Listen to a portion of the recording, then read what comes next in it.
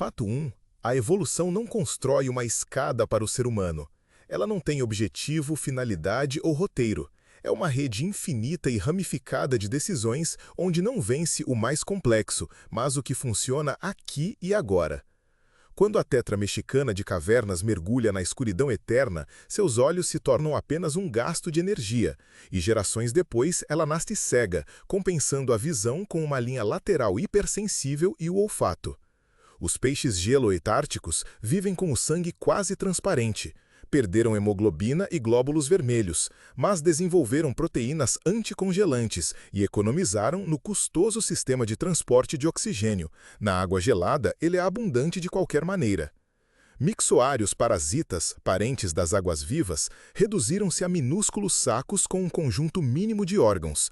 Quanto mais simples, mais rápida a reprodução no corpo do hospedeiro. Pássaros insulares esquecem repetidamente como voar. Quando não há predadores na ilha, as asas se tornam um lastro e os futuros kiwis ou cacapós andam pelo chão. Mesmo na linhagem humana, não houve um aumento contínuo do cérebro. O Homo floresiensis tinha um cérebro menor que o nosso, mas a arqueologia encontra ferramentas e vestígios de caça. A inteligência não é igual ao volume. Baleias perderam seus membros posteriores, mas ganharam um propulsor caudal e um localizador acústico. Seus ossos pélvicos permaneceram como rudimentos e serviram de âncora para os músculos. Frequentemente, uma falha é a vencedora. Mutações que desativam o receptor Duff nos glóbulos vermelhos protegem milhões de pessoas da malária por Plasmodium vivax. A perda também é uma adaptação.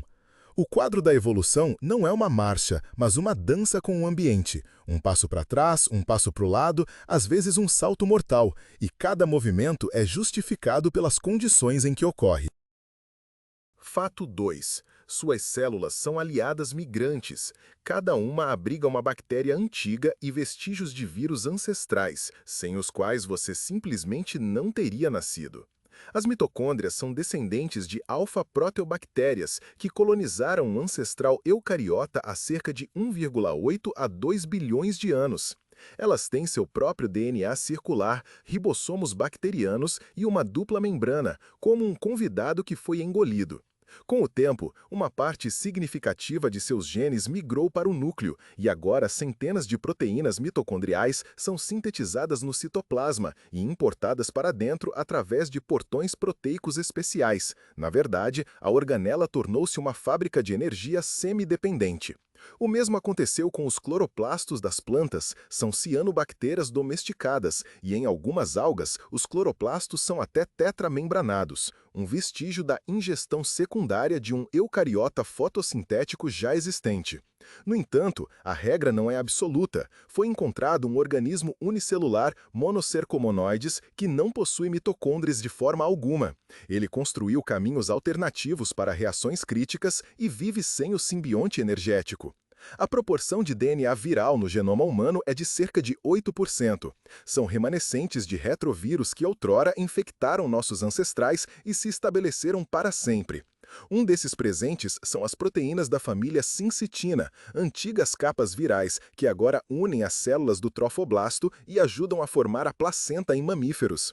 Mesmo a imunidade adaptativa, capaz de examinar milhões de variantes de anticorpos, de acordo com a evolução molecular, surgiu de um elemento genético móvel, domesticado em enzimas RAG. Somos literalmente quiméricos. Em nós cantam as vozes de bactérias e vírus, e são seus antigos acordos que criaram a complexidade que chamamos de ser humano. Terceiro fato. A evolução não é um engenheiro com um projeto limpo, mas um técnico que conserta na hora com o que tem à mão, e por isso deixa em nós estranhos compromissos. O famoso nervo laríngeo recorrente nos mamíferos deveria ir do cérebro à laringe em linha reta, mas faz uma volta sobre o arco aórtico, um legado da anatomia dos peixes que, no pescoço de uma girafa, se transforma em 1 quilômetro de cabo nervoso sem sentido. Nossas vias aéreas e digestivas se cruzam de tal forma que somos os únicos mamíferos de grande porte a nos engasgarmos regularmente, o preço de uma laringe rebaixada que nos deu o alcance de sons para a fala articulada. O olho dos vertebrados é montado ao contrário. As células fotorreceptoras olham para longe da luz.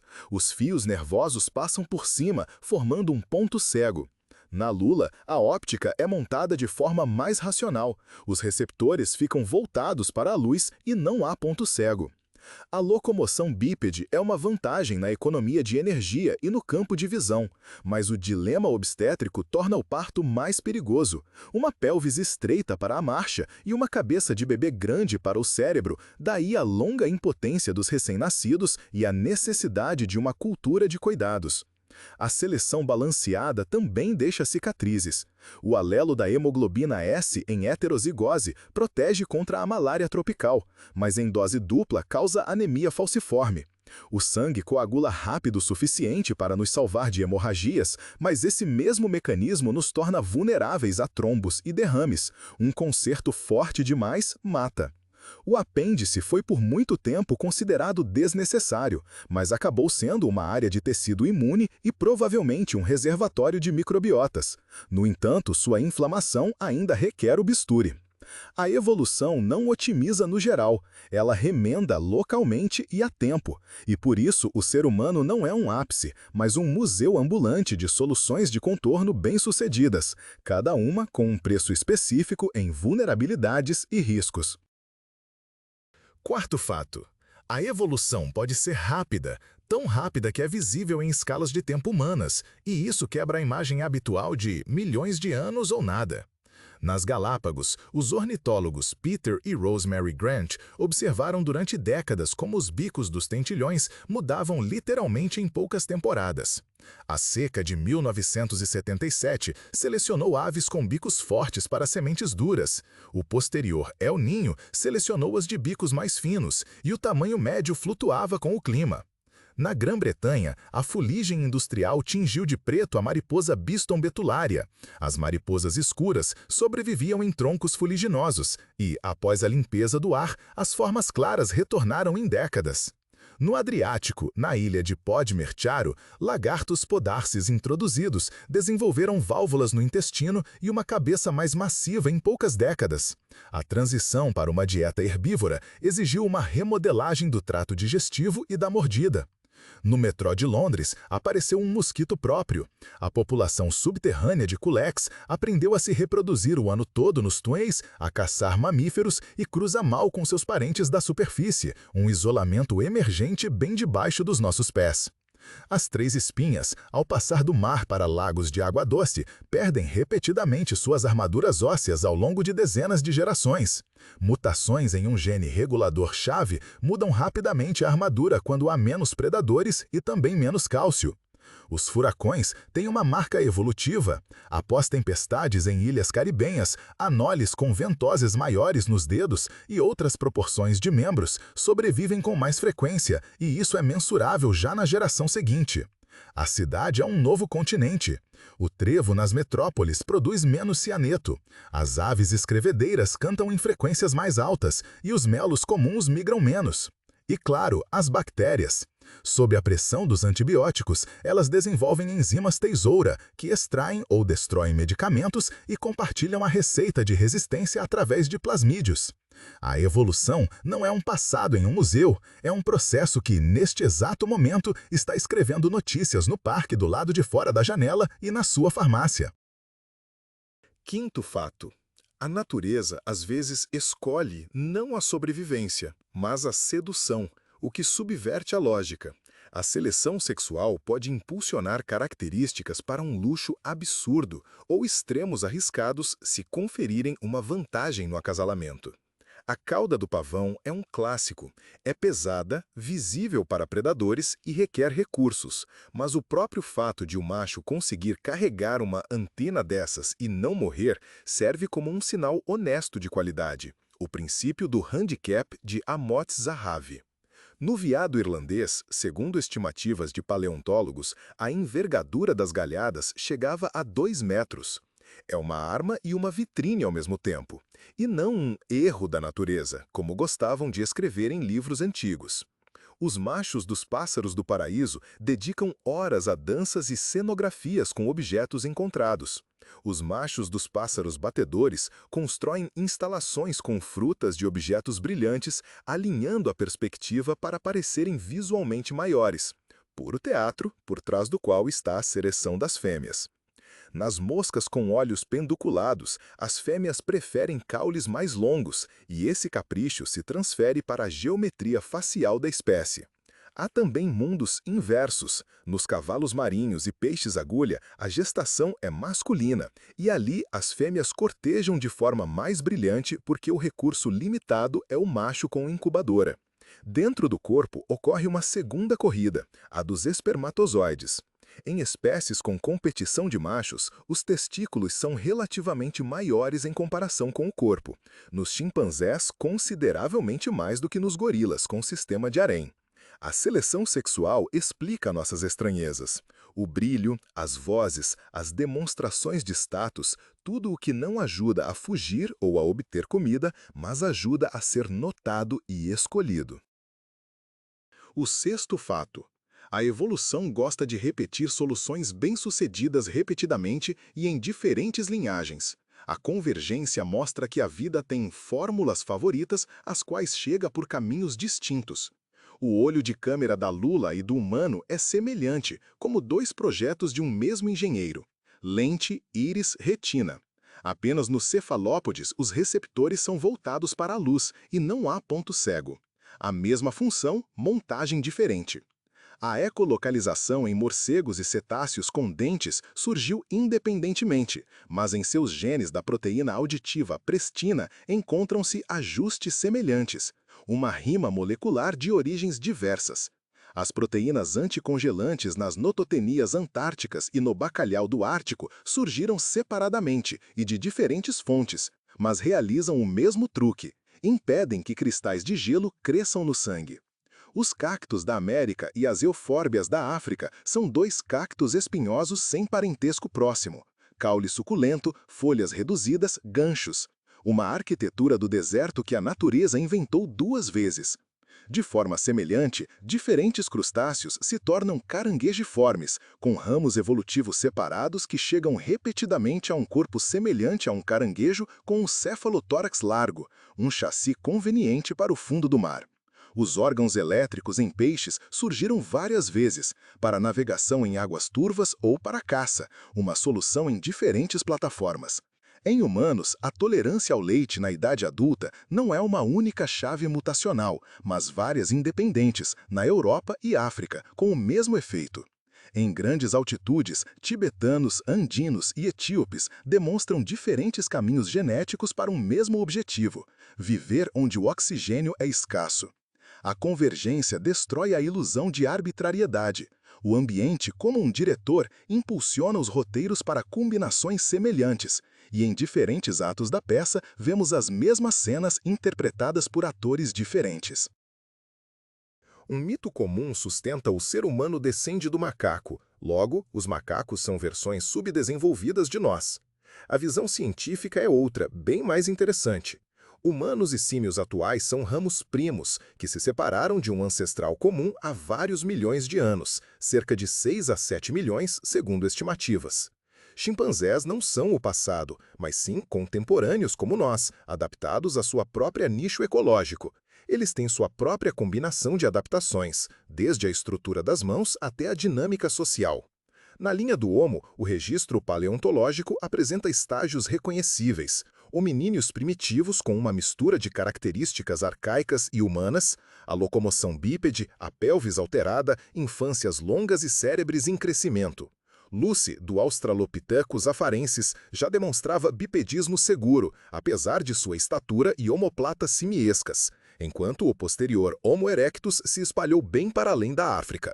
As formas intermediárias são abundantes, tantas que o debate agora é sobre onde exatamente traçar os limites taxonômicos, não mais sobre o fato das transições.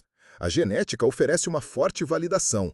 Humanos têm 46 cromossomos, chimpanzés têm 48 e o cromossomo humano número 2 carrega sinais da antiga fusão de dois cromossomos ancestrais, com repetições teloméricas no meio e um conjunto duplo de marcas centroméricas. Nossa anatomia também guarda memória. O cóccix é o resto de uma cauda. A pele de galinha é o arrepio de um antigo pelo. Bebês têm reflexos de agarrar pés e mãos, como se os dedos buscassem um galho. Outro equívoco: a evolução é um caminho para o ser humano. Não, ela não gosta de hierarquias. Hominíneos são apenas uma de muitas linhagens, e se as condições tivessem sido diferentes, as mãos poderiam ter sido de corvos ou polvos. A evolução não é subir degraus, mas sim um caminho de bifurcações, onde somos apenas uma das rotas bem-sucedidas e, de modo algum, o topo da escada. O oitavo fato pode parecer paradoxal, mas a evolução explica até mesmo o altruísmo, não como moralidade, mas como uma estratégia de sobrevivência inscrita nos genes e nos benefícios. A regra de Hamilton formula uma simples aritmética da seleção de parentesco. Um comportamento que reduz sua aptidão pessoal será mantido se o benefício para um parente, multiplicado pelo grau de parentesco, superar seus custos. Daí o estranho mundo dos insetos eusociais. Abelhas operárias são estéreis, mas sua proximidade genética com as irmãs é alta, e o investimento na rainha é um investimento em cópias de seus próprios genes. Além disso, o sistema não é universal. Formigas e cupins demonstram que a supercooperação também pode ser alcançada por outros caminhos, como a ecologia do ninho e a defesa da prole. Há também o altruísmo recíproco. Morcegos vampiros compartilham sangue regurgitado com aqueles que não comeram hoje. Aqueles que não retribuem perdem rapidamente seus parceiros. Reputação e memória transformam o compartilhar em um seguro vantajoso. Suricatos e marmotas têm vigias. Sentinelas aumentam o risco ao alertar o bando, mas a proximidade de parentes torna esse risco justificável. O limo Dictyostelium, na fome, une-se em um corpo multicelular e constrói um caule com células sacrificadas para que outras se espalhem como esporos. Existem aproveitadores que evitam o destino do caule, mas são reprimidos pela seleção de mistura de linhagens e pela frequente recombinação de populações. Até mesmo bactérias cooperam. O quorum sensing ativa enzimas coletivas e biofilmes, até que um parasita as dissolva, e então entram em vigor mecanismos de punição e a estrutura espacial das colônias. Em humanos, a cooperação se baseia nos mesmos princípios, reforçados pela linguagem e normas. Mercados de reputação, disposição para punir caronas, rituais de confiança e redes de dívida transformam o eu em nós. O altruísmo, nesta ótica, não é um milagre, mas uma fina contabilidade da economia natural, onde os benefícios do jogo conjunto muitas vezes superam o ganho individual. Não o fato. O mais subversivo para o bom senso na teoria da evolução é que a grande maioria das mudanças no DNA não eleva nem abaixa o organismo, mas simplesmente não afeta em nada a adaptabilidade aqui e agora. Esta é a evolução neutra, mutações que não alteram a proteína, sinônimas, variações em regiões não codificantes, rearranjos cujo custo-benefício é tão pequeno que seu destino é decidido não pela seleção, mas pela estatística, a deriva genética. Em populações de tamanho finito, as frequências alélicas flutuam aleatoriamente e qualquer variante pode se fixar ou desaparecer acidentalmente. Daí o quadro quase neutro da evolução molecular. Em populações grandes, a seleção consegue eliminar mutações levemente prejudiciais. Nas pequenas, elas passam como ruído. Importa não apenas o número de indivíduos, mas o tamanho efetivo da população. Quantos indivíduos realmente jogam na reprodução? Em humanos, estima-se que tenha sido uma ordem de magnitude menor que o número real, o que explica por que nosso genoma abriga uma rica coleção de polimorfismos neutros. Os estreitos gargalos de garrafa e os efeitos fundador reestruturam a paisagem genética. Após uma catástrofe, migração ou colonização de uma ilha, um conjunto aleatório de alelos se torna o destino da espécie. Assim é como em arquipélagos isolados se fixam estranhos complexos de características, e em algumas espécies de mamíferos detecta-se uma diversidade suspeitosamente baixa. No nível molecular, a deriva desenha um relógio. Pela taxa média de substituições neutras, pode-se estimar o tempo de divergência das linhagens, construindo árvores filogenéticas.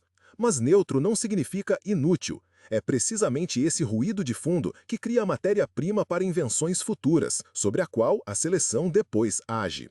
Ao lado disso funciona o carona genético. Quando uma mutação benéfica avança, ela arrasta consigo marcadores neutros vizinhos, varrendo a variação ao redor, o arrasto seletivo. No lado oposto está a seleção de fundo, que constantemente elimina variantes prejudiciais e também reduz a diversidade em blocos inteiros. Como resultado, o genoma não é uma tábua lisa de benefícios diretos, mas um mapa pulsante de casualidades, ganchos e limpezas. Está cheio de pseudogenes, elementos móveis e repetições, onde uma parte significativa se acomoda como ruído branco. Mas é precisamente esse ruído que torna a evolução flexível, permitindo que as raras sorteções brilhem sobre um substrato já preparado e macio. 10º fato. Estamos acostumados a desenhar a evolução como uma árvore, mas às vezes os ramos não apenas se separam, eles se unem novamente, e a imagem se transforma em uma rede. Em plantas, isso é quase demonstrativo. A poliploidia, o dobro e até o triplo dos conjuntos de cromossomos, pode isolar instantaneamente um híbrido das linhagens parentais e gerar uma nova espécie em apenas uma geração. Assim surgiram gigantes cultivados, como os trigos de origem complexa ou a cousa, construtores genômicos com 2 ou 3 pais. Em animais, a hibridização não é tão rápida, mas realmente funciona como um canal de novidade. Em borboletas helicônios, zonas híbridas e troca de genomas transportam padrões de asas entre espécies. Em canídeos americanos, a introgressão entre coiotes e lobos é descrita há muito tempo, formando populações híbridas com novos conjuntos de comportamentos. Mesmo em humanos, nosso genoma guarda vestígios de trocas passadas. Uma pequena parcela de DNA neandertal está presente na maioria das populações não africanas. E nos habitantes do Planalto tibetano, um regulador-chave da resposta à hipóxia veio, segundo dados genéticos, de uma antiga linhagem denisovana, um exemplo de introgressão adaptativa, onde um gene estranho ajuda a sobrevivência em altitude. No mundo dos micróbios, o cenário é ainda mais radical. A transferência horizontal de genes via plasmídios, vírus e DNA nu torna a evolução bacteriana semelhante não a uma árvore, mas ao gerenciamento de cabos de um data center, onde módulos de funções são trocados entre espécies, assim se espalham enzimas de resistência a antibióticos ou truques metabólicos. Às vezes, até animais capturam genes estranhos. São conhecidos exemplos de transferência de fungos para pulgões que lhes deram a capacidade de sintetizar carotenoides, ou de bactérias para nematóides parasitas, fornecendo um arsenal de enzimas para destruir paredes celulares de plantas.